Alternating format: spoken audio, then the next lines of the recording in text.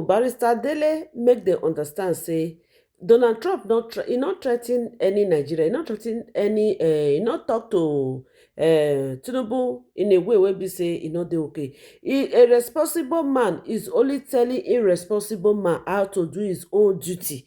Now Donald Trump, now that message now he sent to Tinubu. Make he do his own thing well. If he not do am well, responsible man go come teach am how to do irresponsible man duty. Any measure, there will be no need to come gun blazing. Mr. Farutimi, we do have to go on a break right now. When we come back, we'll be examining Nigeria's response to this situation. And then, of course, there are so many conspiracy theories out there and suggestions on how the Nigerian government and the American government can work together to get the best out of this unfortunate situation. So please, stay with us on Hard Copy. We'll be right back. Welcome back to Hard Copy right here on Channels Television. Mr. Dele Farutimi, human rights activist and author, joins us tonight as we discuss this unfortunate situation that has split our country along religious lines with different narratives from government, from the people, from the communities, from rights activists, just to make sense of what's happened and where we are going after this situation. Thank you so much, sir, for being with us on the program. Thank you for having me. All right, let's examine the Nigerian government's response so far. And I wanted to also get your thoughts on something Professor Wole Soyinka said recently, describing Donald Trump as a petty bully. Likened him to Idi Amin. What do you make of that in the wake of this situation that we're dealing with? Well, that Donald Trump is a bully is a fact that shouldn't be in any dispute. But as bullies go, he's my favorite bully in the wide world right now, because there are many more bullies in Nigeria than Donald Trump, whose bullying affects my life directly. When people bully me into accepting the fact that they are building a kilometer at 22 billion, and I have nothing to say about it, I can't even bleed, those are bullies. When people bully me and slaughter unknown number of people at the toll gate, those are the bullies that concern me. The bullies that went to Yelawata and murdered over 200 Nigerians, I'm worried about those kind of bullies.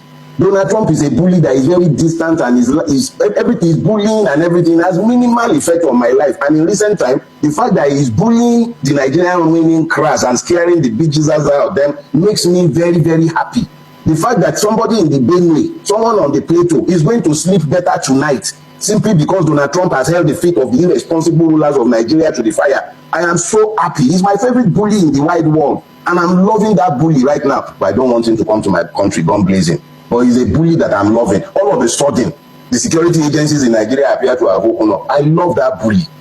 I don't love his language, but I can't argue against the truth of what he has said. And if that is why, yeah, I'm sure the people of Nicaragua and multiple countries will consider him a bully. I was just going to say, people in Nicaragua, people in Gaza, people have talked about what moral standing does he have to accuse anyone of a genocide against Christians? Isn't he carrying out some kind of genocide in Palestine? People have talked about that. And then, of course, talking about the fact that, look, in Gaza, you're not just killing Muslims, you're killing Christians there as well. So what gives you the moral right to stand on anyone's shoulder and declare yourself the savior of Christians?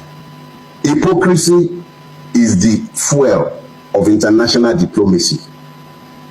That is why one man's terrorist is another man's freedom fighter. I am not going to be concerned about the fire next door, or rather, did I say next door, in the next town, when my own roof is on fire. Fact of the matter is this: let us deal with the reality that has been painted for us. Some of us have held up mirrors for a while, showing Nigeria the fact of its ugly nudity, but it refused to change. We spoke until we've been horrors. We even spoke until we landed ourselves in prison.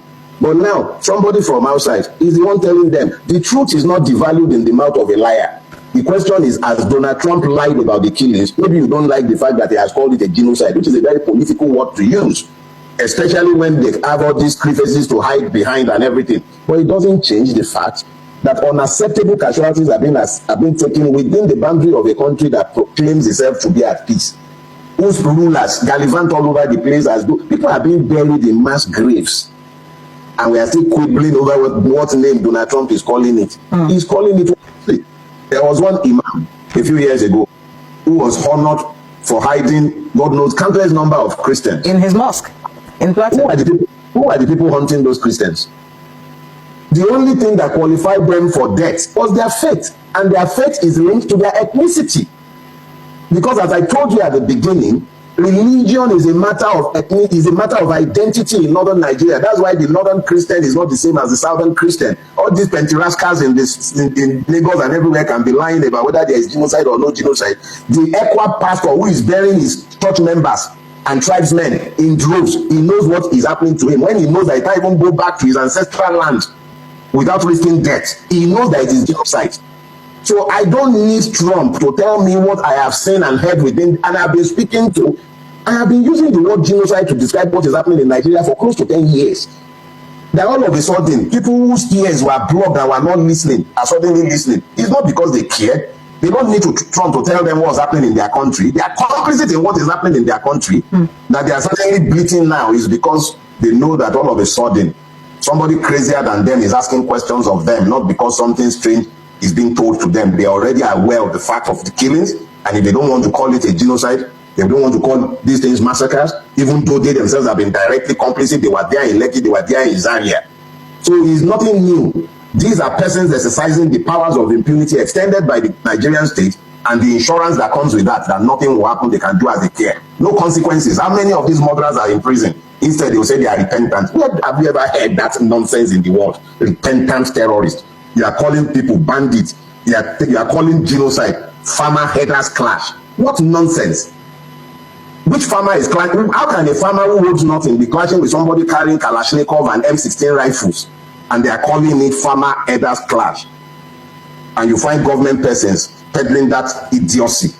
If Trump is the one that has put a bee in their bonnet, I'm happy to see them running around, and is as it should be. Is it possible? Let's try. Is it possible that the Nigerian government may be afraid of a kind of rhetoric that divides us further? It feels like our unity, our oneness as a country has been walking on eggshells. Hold on a second. It's possible that we've been walking on eggshells all of our lives with this unity of ours and this thing that we hold so dear, this nationhood that almost can disappear in a whisper. So little words, well, that could have big ramifications. Words like genocide, Fulani herdsmen, things like that. Is it possible that the government is being a bit careful not to divide us further? Because when we put these things out there and it becomes a label that we've given groups or ourselves, wouldn't that do more harm than good, divide us further? A wise man once said something. He said, if the truth will kill them, let them die. The fact of the matter is that if we are not able to tell ourselves the truth of our situation, if we shy away from calling what we see what it is, then we are merely reinforcing evil. Multiple persons in government, paid and maintained with taxpayers' money, have been found in the public space saying things that shouldn't come out of their mouths. And what has happened? Nothing, because it has more or less become official state policy to weaponize ethnic differences, religious differences. All our differences have been weaponized and tolerated to gain power and to maintain the hold on power. Actively, persons who should promote unity divide on account of ethnicity. Are we going to lie that this isn't the truth? We have facts that can no longer be disputed. It does feel like the American government has it in for Nigeria, and that there have been signs of this. So, of course, Professor Wole Soyinka's visa being revoked, and then, of course, based on some of the alliances that we've made, standing with Palestine, insisting on a two-state solution for the situation in Gaza, siding with Ukraine in the war, and then, of course, that refusal of the Nigerian government to accept refugees from the United States. Many people have said that these are the reasons why the American government, that they've had it in for us, and they just got an opportunity from politicians who some say took politics too far by taking this story and asking for the American government to help us out. They decided to latch on that to be punitive on the Nigerian people. Do you agree with this? I am not blind to the fact of American hypocrisy, but I am saying that ignore the messenger. Focus on what has been said.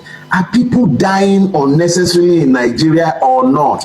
Whether if we had accepted the refugees we were being pressed to accept, whether Trump would have remained blind to the evil, that's conjecture. Thankfully, we didn't allow it. So if that is what it took to awaken somebody who can get the attention of the Nigerian government to focus on the evil that is happening in Nigeria, I am happy. What has happened to the list given by Olawumi in 2016? Has it disappeared from our archives? Do something about that. What has happened to the list sent to us by the UAE? Do something about that. What has happened to all the actionable intelligence you have about the location of terrorists? Do something about that. And properly classify terrorists as terrorists. Stop calling them bandits. Then ask for help where you require help. Surely, if the world sees us moving like a responsible country, Trump himself has enough problem of his own. He wouldn't have time for us if we would do what we need to do. We should do what we need to do and stop quibbling about the language the man has used. All right, well, Mr. Farasimi, I want to thank you very much for making up.